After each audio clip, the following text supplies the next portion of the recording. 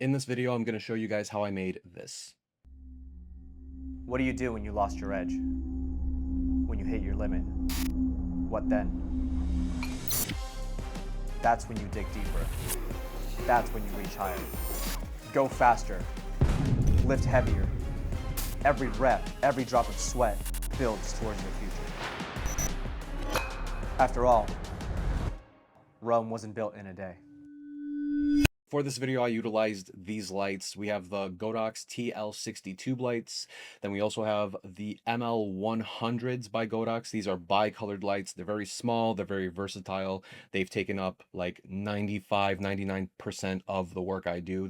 They're my go-to lights and they're fantastic. And then just some diffusion as well, so that way we don't have harsh light all the time. This video was filmed in Anaheim, California, where my buddy Jairus works at a gym, and the owner of the gym graciously allowed us to film at that gym, which was great because that gave us control of the top lights, which is always a huge plus when you want to film at any place that is otherwise public. Top lights are not usually pretty when it comes to filming anything, so being able to have control of those lights made a huge difference. It was a huge help. After taking some time to talk about what the project was going to be and the shots we were going to film, I built up the lights and the camera.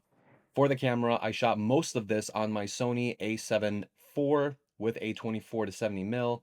Otherwise, there were some shots that I filmed with my 85 mil, and that was on my Sony a7S III. And we filmed those at 240 frames per second for some really cool slow motion that ended up just looking awesome in the final shot. What this project offered me was a chance to play with a ton of contrast and more stylized lighting.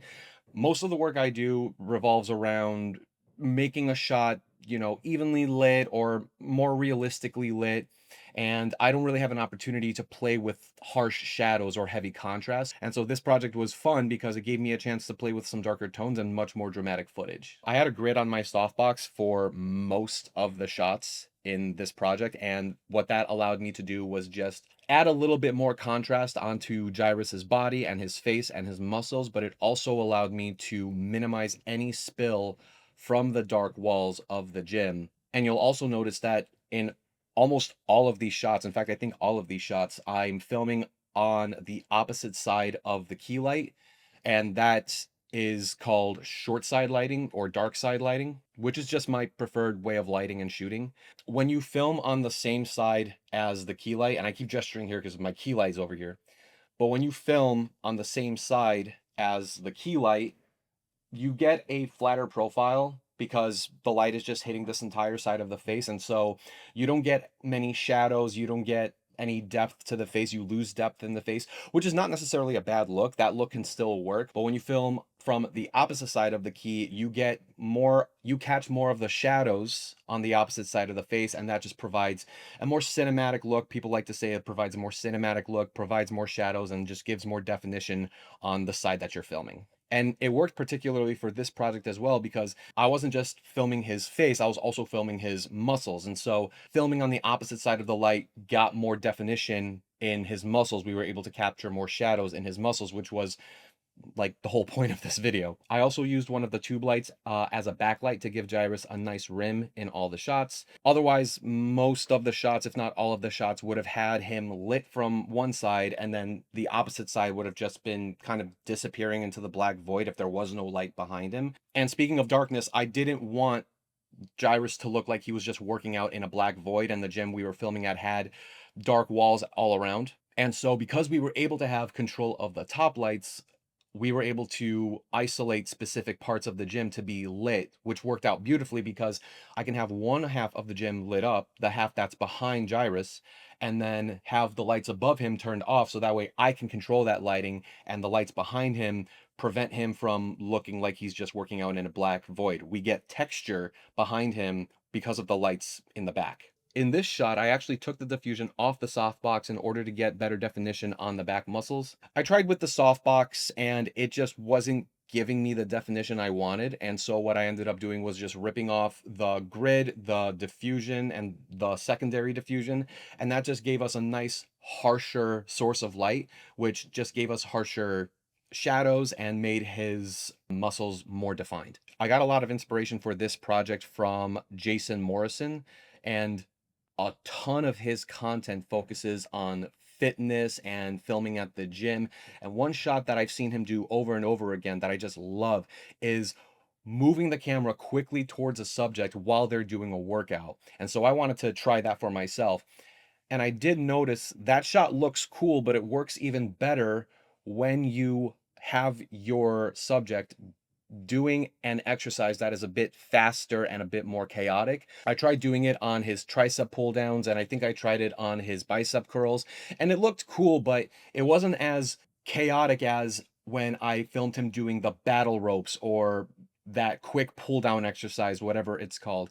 Because this shot is meant to be quicker and look more chaotic, it matches exercises that are quicker and more chaotic. I didn't get any BTS of this shots, but a couple of shots I filmed at 240 frames per second, and this shot just looks absolutely insane to me.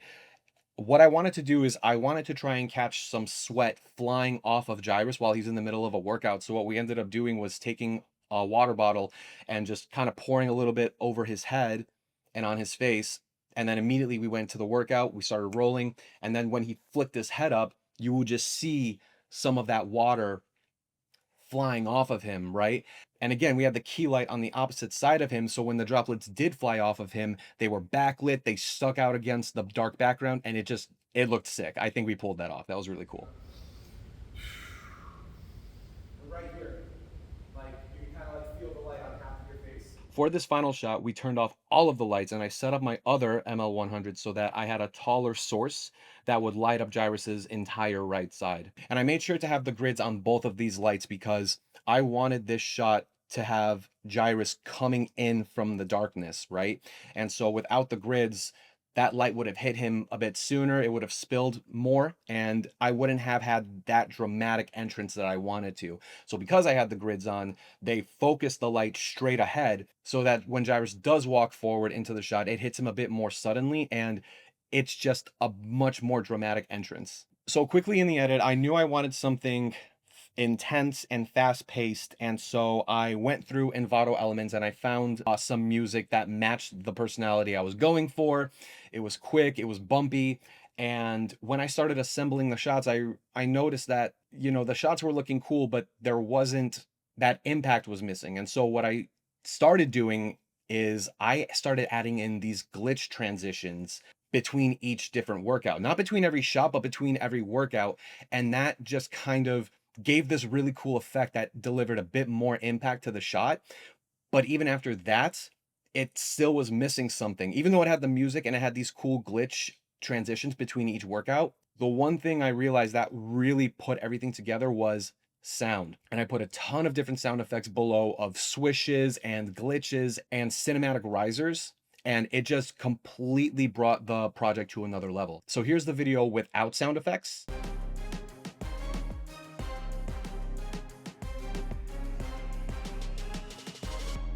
And here's the video with sound effects.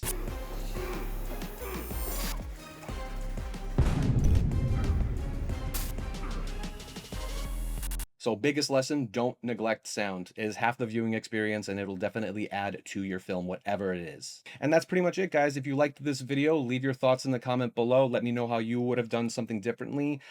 Subscribe, that would be cool. And I'll catch you guys in the next one.